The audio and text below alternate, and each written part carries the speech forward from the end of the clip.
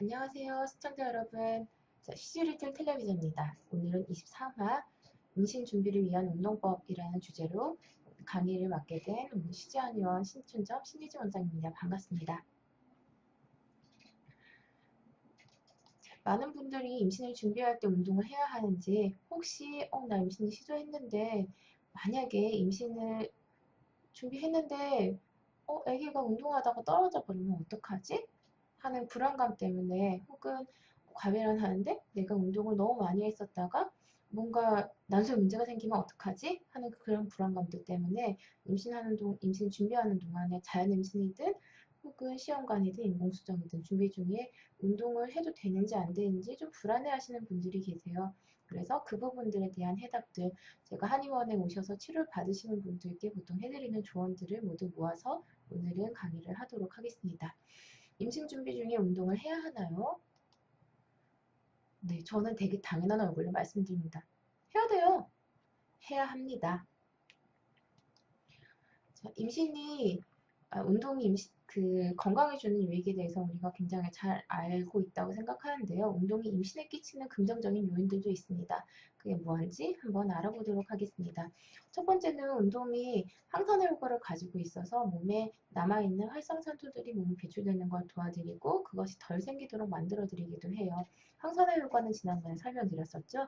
바로 난자의 질을 낮게 하고 난소를 공격하는 나쁜 산소인 활성산소를 없애주게 되면은 난자의 질이 높아지고 난소의 노화를 막게 됩니다. 그리고 또 하나는 이것과는 다른 의미로 배란이 규칙적으로 되도록 운동이 도와드립니다. 자, 그리고 자궁으로 혈류를 높여서 자궁의 기능을 돕고 생통을 없애드리게 됩니다. 또한 체력을 증진시켜서 임신 시도를 돕게 됩니다. 그리고 체지방에 저장된 독소와 노폐물을 배출시켜 드리는데요. 우리 몸에서는 독성 물질들, 환경 호르몬 이런 것들을 복용하면은 모두 다 몸 밖으로 나가는 게 아니라 어느 일부분은 몸 안에 저축이 되면서 저장이 되는데요. 그게 보통은 체지방 안에 저장이 됩니다. 등이나 엉덩이, 복부에 있는 지방 속에 독소가 많이 저장이 되는데요. 이것이 어, 살을 빼게 되면 지방이 녹으면서 같이 배출이 될 수 있기 때문에 긍정적입니다. 만약에 내가 나중에 출산을 하고 난 다음에는 내 몸에 있는 지방들을 녹여서 그걸로 모유를 만들게 되는데, 이런 독소들이 있는 상태에서 배출을 적절히 시키지 않고 많이 축적된 상태에서 모유를 먹이게 된다면은 그 부분에 대한 불안감도 사실은 무시할 수 없는 부분이기 때문이에요.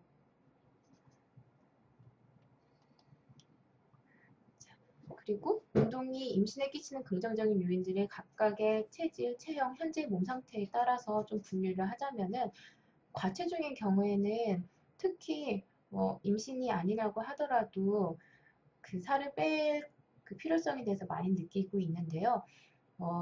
체중이 살이 많이 찐 상태에서 임신을 할 때 사람들이 불안감을 가지게 되잖아요. 사실은 안 그래도 지금 살도 쪘는데 임신을 하게 되면은 내가 지금 70kg인데 임신하게 되면 80kg, 90kg 몸이 감당 안 될 것 같은 느낌 드시죠?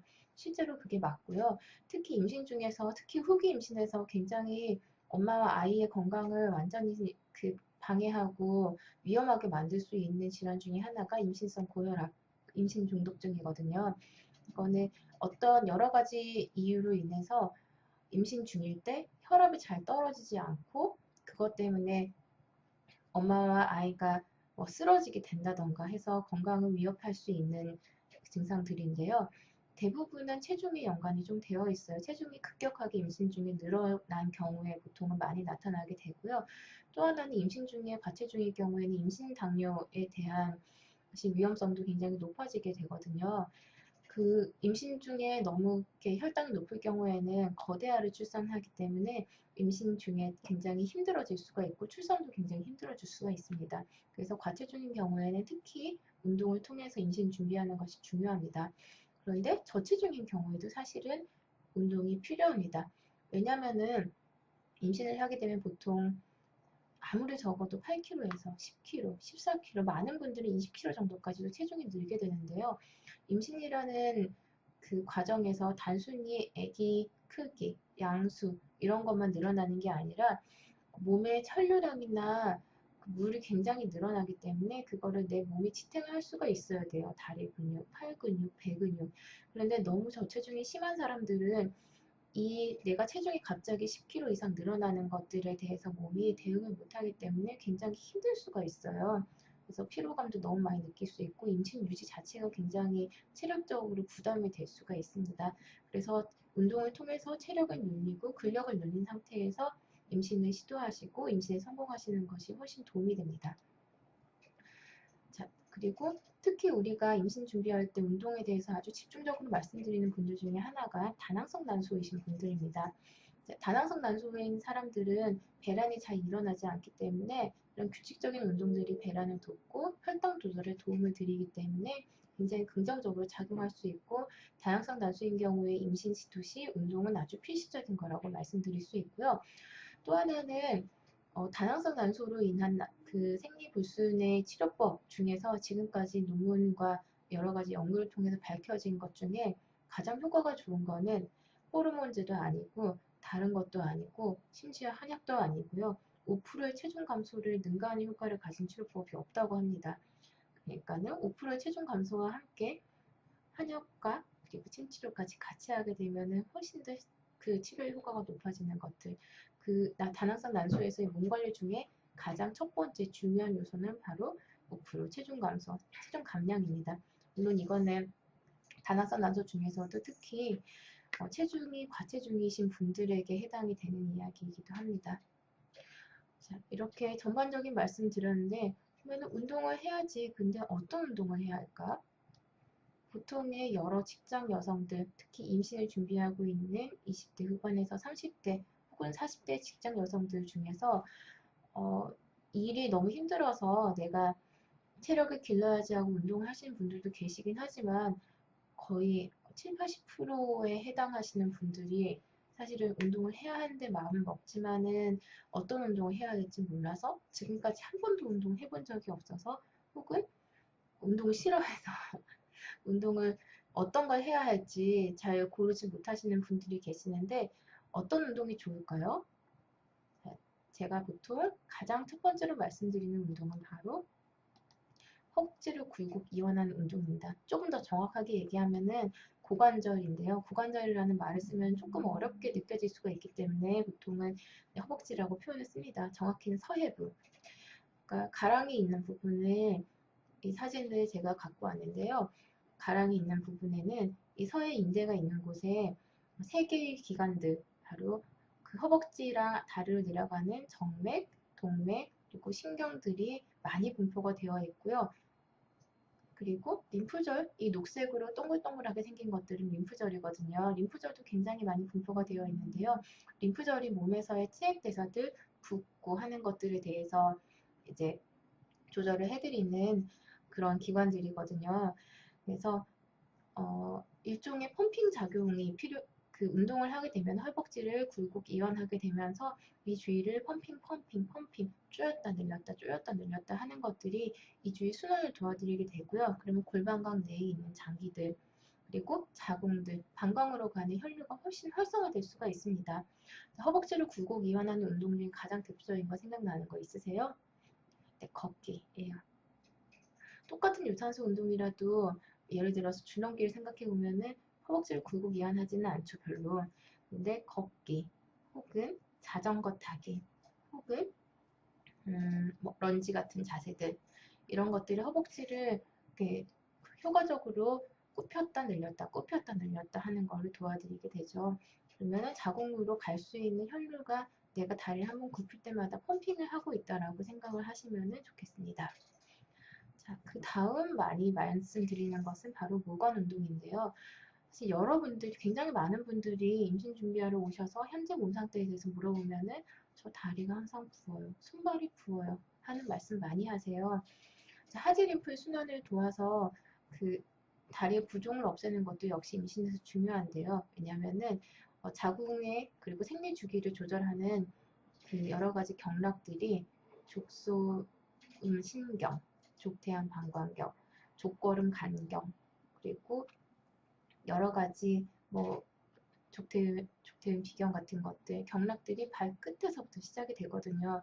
이 부분이 순환이 되지 않고 퉁퉁 부어 있을 경우에 기능이 저하되는 부분들이 있기 때문에 하지 림프 순환을 돕는 운동들이 필요합니다. 무건 운동은 심플해요. 팔을 이렇게 누운 상태, 그림처럼 누운 상태에서 손을 들어 올려서 별처럼 반짝반짝반짝반짝반짝반짝반짝반짝반짝 이렇게 흔들어 주시는 거예요. 발도 마찬가지로 저 자세로 흔들어 주시면 됩니다. 심플하죠? 그래서 모건 운동을 하루에 100번 혹은 더 필요하신 분들은 200번 정도 하시고 주무시는 걸로 말씀드립니다. 그 다음은 우리가 알고 있죠. 하늘 자전거. 이 그림에서처럼 고개 들고 하면 무지하게 힘듭니다. 복근 있으신 분들이 하시고요. 일단은 조금 더 편하게 누운 상태에서 양팔 벌리고 다리를 하늘 자전거를 타시면 됩니다. 이건 심플하시죠. 요관 운동은 비교적 빠르고 편하게 하는 운동이라면 하늘 자전거는 조금 더 효율적으로 다리 림프 순환을 도와드리는 운동이라고 생각하면 됩니다. 자, 그 다음에는 이거는 저희 시즈아니언 홈페이지에 있는 자궁 건강에 특히 생리통이 있는 경우에 도움을 드리는 자세들, 요가 자세들이 있는데요. 저는 요가 자세에 대해서도 굉장히 많이 말씀드리고요. 골반강 안에 그 자궁이 들어있기 때문에 골반강을 우리가 보통은 한 방향으로만 쓰거나 거의 허리를 움직이지 않은 상태로만 사용을 하게 되는데요. 골반을 앞으로, 뒤로 정경시켰다, 호경시켰다 움직여주고 틀어져 있는 골반은 늘렸다가 꽉 조여줬다 하는 운동들이 들어가는 게 좋습니다. 코브라 자세는 골반을 앞쪽으로 정경시키고 엉덩이 근육을 단단하게 해주는 운동이고요. 그리고 뒤집은 헐 자세는 반대쪽으로 골반이 움직이도록 도와드리게 됩니다. 골반이 또 뒤집어져 있기 때문에 혈류가 반대쪽으로 움직일 수 있도록 도와드리면서 등 근육과 어깨 근육들, 다리 뒷근육들을 강화시켜 드리게 되고요. 또 하나는 런지 자세. 이건 아까 말씀드렸던 건데 앞으로 양다리를 펼친 상태에서 굽혔다 올라갔다 굽혔다 올라갔다 하는 허벅지를 강화시키면서 다리 앞쪽의 근육들을 긴장시키고 도와드리는 운동입니다. 더 자세한 사항들은 요거 말고도 시리즈가 한 7개 정도 있거든요. 그래서 저희 시즈하니원 여성 자궁 홈페이지로 들어오셔서 참고해 주시면 좋겠습니다. 자, 그렇다면은 나에게 맞는 운동은 어떤 운동일까요? 한번 알아보도록 할까요? 첫 번째, 우리가 항상 그 운동에 대해서 생각하게 되면 가장 먼저 생각할 수 있는 과체중인 경우입니다. 가장 중요한 건 유산소 운동 위주이고요. 체지방을 감량하는 것이 좋습니다. 보통은 한 1, 2개월 정도 사이에 체중이 5%를 감량시키는 거, 조금 더 자신 있으신 분들은 10% 정도까지를 감량시키는 걸 목표로 잡고요. 사실은 10% 감량을 목표로 잡으면 5% 정도가 감량이 되는 것 같아요. 네. 체중이 2kg에서 3kg 정도를 1, 2개월 동안 줄이고 시작을 하는 거예요. 자, 빠르게 걷기로 하루 30분 이상을 주 5회로 말씀드리고요. 이렇게 얘기하면은 빠르게 30분 어떻게 걷지? 그게 상상하기가 조금 어려워요. 그러면 저는 보통 말씀드려요. 보통 지하철역으로 한 정거장 정도 15분 정도면은 걸을 수 있거든요. 빠른 걸음으로 10분? 좀 느린 거라면 15분 정도? 그래서 매일매일 퇴근하실 때마다 출근할 때 빨리 걸어서 가기 되게 어렵거든요. 퇴근하실 때마다 내가 내려야 되는 지하철 정류장보다 2정거장 정도 일찍 내려서 혹은 버스 정류장이면 5정거장 정도 일찍 내려서 거기서부터 집까지 걸어가라고 말씀드립니다. 그러면 어쨌든 집으로 가야 하기 때문에 억지로 걸을 수밖에 없어요. 일종의 강제성을 가져야지 훨씬 더 운동이 잘 됩니다. 근데 내가 환경이 조금 어렵고 밤에 무서운 길 혼자 걸어가는 거 조금 힘들다 하면은 그 다음 말씀드리는 게 있어요. 계단을 올라가는 겁니다. 내려가는 거는 필요 없어요. 무릎에 무리가 가는 경우도 있기 때문에 저는 오르는 거 많이 권해드리고요.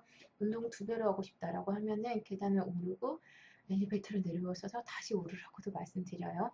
자, 계단 오르는 걸 하루에 15층 정도 하는 것. 이거를 반드시 한 번에 다 하실 필요는 없고요.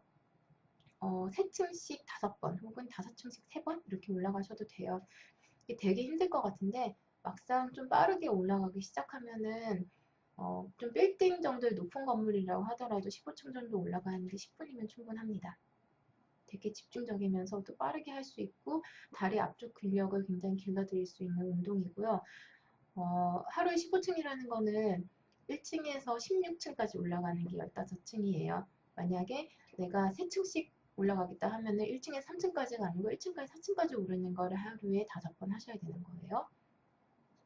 자, 그 다음에 사실은 이런 운동들보다는 내가 책임감을 가지고 운동을 하려면은 사실은 돈을 내는 운동을 하셔야 되고요. 돈을 내고 10,000원이라도 걸어놓고 혹은 좀 더 비싸면 비쌀수록 운동의 효과가 높아집니다. 돈이 아까워서 정말 자주 가게 되거든요. 네, 농담이긴 하는데 사실 진짜예요. 그래서 수영이나 에어로빅 그리고 댄스나 스피닝처럼 내가 혼자서 내가 할 수 있는 운동량을 조절할 수 있는 정도로는 사실은 강도가 잘 안 나오고요. 살을 빼려고 하는 운동에서는요. 그래서 남이 나를 열심히 돌려주는 운동을 하라고 말씀을 드려요. 집에서 할 수 있는 홈트레이닝으로는 스쿼트나 런지, 플랭크 같이 코어 근육을 강화해서 코어 근육이 단단하게 막고 있으면 내장 지방 축적이 좀 줄어들 수 있거든요. 그래서 이런 운동들을 하시라고 좀 말씀드립니다. 그러면 저체중인 경우에는 어떻게 할까요? 운동량이 원래 적었던 사람이라면은 가벼운 운동부터 시작하셔야 돼요. 제 운동을 저체중인 경우에 저체중이면서 체력적으로 강한 사람은 보통은 거의 운동하고 계시는 분들이 많더라고요. 근데 저체중인 경우에 체력이 약한 사람들은 나도 남들처럼 열심히 해야지 하고 막 되게 과격한 운동부터 만약에 시작을 하게 되면은 그분들은 부상이 일어날 수가 있어요. 내 체력에 맞지 않고 근력량에 맞지 않은 운동을 처음부터 시작을 하면 좀 어렵습니다. 그래서 근력을 사용하는 운동, 유산소보다도 좀 더 근력을 사용하는 정적인 운동부터 시작하는 걸 말씀드리고요. 주 3회 이상, 5회까지는 아니더라도 3회부터 시작을 먼저 말씀드립니다. 가장 많이 말씀드리는 거는 요가, 그리고 필라테스, 그리고 PT입니다. 특히 근력 적은 사람들은 PT 받는 거 굉장히 도움이 많이 되고요. 내가 어느 정도까지 할 수 있을지를 선생님이 잘 조절해서 길러주기 때문이에요. 그 다음 생리불순이 있는 경우에는 어떻게 해야 할까요? 네, 보통 생리불순이 있는 경우에 뭐, 적은 정도의 다낭성 난소이든 다낭성 난소가 없는 분들도 계시기도 한데요.